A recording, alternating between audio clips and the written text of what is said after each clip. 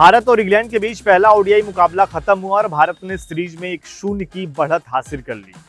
टी20 में जो खराब प्रदर्शन था, जो एक तरीके से बेइज्जती हो रही थी या कहें जो हम शर्मसार तरीके से हार रहे थे, उससे हम थोड़ा सा आगे बढ़े। रोहित शर्मा विराट कोहली की वापसी हुई, लेकिन दोनों का प्रदर्शन बहुत कमाल का तो नहीं रहा। लेकिन हाँ, ये जरूर है कि अब जो दूसरा मुकाबला है उसको अगर हम जीतेंगे तो सीरीज जीत जाएंगे और जो रोको आएंगे तो बदला लेंगे, वो कहानी फिर से यहाँ पर सही हो जाएगी और नजरें रोहित शर्मा और विराट कोहली के प्रदर्शन पर भी रहेगी। ऐसे में दूसरा मुकाबला काफी इंपॉर्टेंट हो जाता है। तो इस वीडियो में जानते हैं कि आखिर दूसरे मुकाबले की मैदान पर भारत का इतिहास क्या रहा है, इस मुकाबले की एक तरीके से पिच कैसी है, यहाँ का वेदर कंडीशन क्या रहने वाला है, क्या कुछ प्लेइंग 11 में बदलाव होंगे और अब तक भारत और इंग्लैंड के बीच में जो आंकड़े रहे हैं उसमें किस टीम का पलड़ा ज्यादा भारी रहा है, उस पर बात करते हैं। लेकिन सबसे पहले शुरुआत करते हैं हेड टू हेड आंकड़े जानने से, जहां पर भारत और इंग्लैंड के बीच में अब तक 111 मुकाबले खेले गए हैं, जिसमें इंग्लैंड ने 61 मुकाबले जीते और भारत ने 45 मुकाबले। 3 मुकाबलों का कोई नतीजा नहीं निकला है, यानी कि ओवरऑल रिकॉर्ड की अगर बात कर ली जाए तो इंग्लैंड हमसे आगे नजर आ रहा है। लेकिन हम जिस तरीके का प्रदर्शन कर रहे हैं, हम ये मान के चल रहे हैं कि हम जल्दी ही इस रिकॉर्ड को ध्वस्त कर देंगे। इसके अलावा जिस मैदान पर अगर बात करें, ये कार्डिफ ग्राउंड पर मुकाबला खेला जाएगा।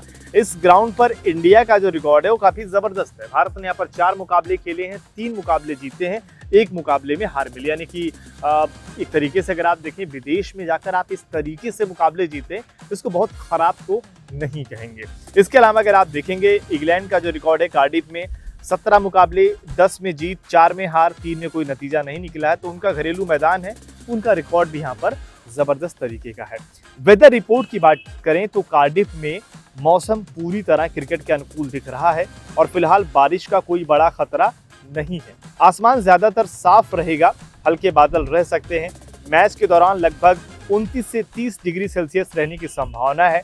सुबह हल्की तेज हवा चल सकती है, लेकिन मैच शुरू होने तक मौसम सामान्य रहेगा। पूरे 50 ओवर का मैच होने की पूरी संभावना है।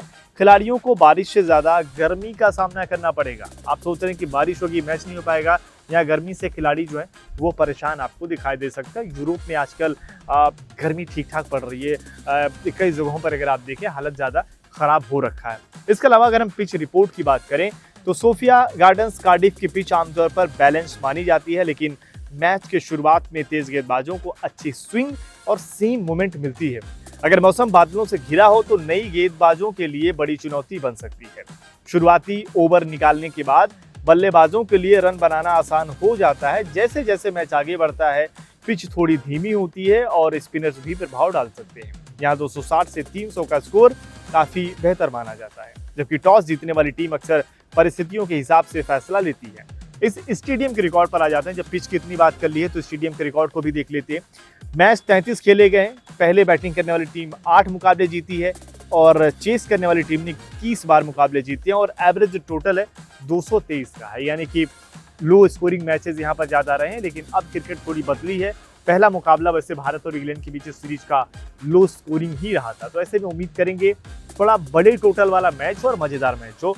भारत की जो पॉसिबल प्लेइंग 11 है, जिसमें रोहित शर्मा, शुभमन गिल, जिन पर चोट जरूर लगी थी, लेकिन उम्मीद है कि वो दूसरा मुकाबला खेलते आपको नजर आएंगे।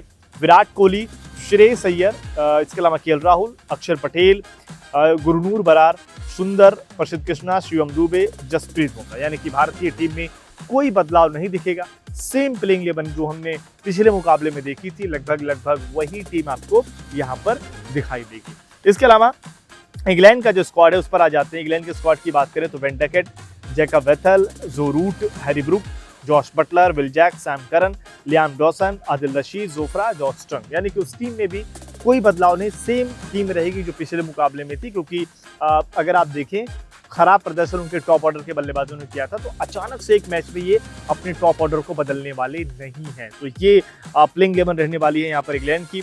अगर हम मुकाबले की बात करें तो 16 जुलाई को ये मुकाबला खेला जाएगा।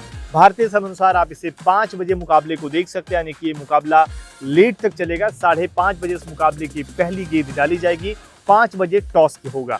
अगर हम बात करें लाइव स्ट्रीमिंग की तो आप टीवी पर इन मुकाबलों को सोनी स्पोर्ट्स पर देख सकते हैं और वहीं ओटीटी पर जियो हॉटस्टार, यूके में अगर बात करें स्काई स्पोर्ट्स, और अगर आप स्कोर को देखना चाहते हैं, पढ़ना चाहते हैं, तो बीसीसीआई टीवी पर।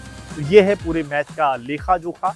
लेकिन हाँ, कहीं ना कहीं अगर आप देखें 2027 के वर्ल्ड कप के मद्देनजर पहले मुकाबले के बाद जब शुभमन गिल से टीम कॉम्बिनेशन को लेकर पूछा गया, जब आप जीत गए उसके बाद पूछा गया, तो उन्होंने यही कहा कि देखिए हम लगातार अपने कॉम्बिनेशन में बदलाव करेंगे, क्योंकि जो इंग्लैंड की कंडीशन है सिमिलर कंडीशन अफ्रीका की भी रहने वाली है।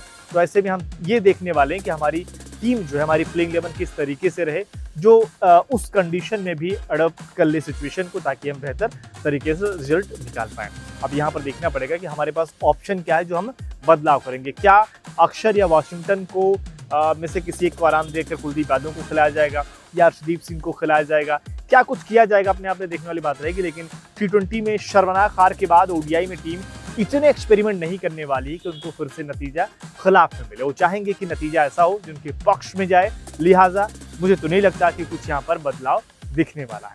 आपको क्या लगता है, कमेंट करके अपनी राय जरूर।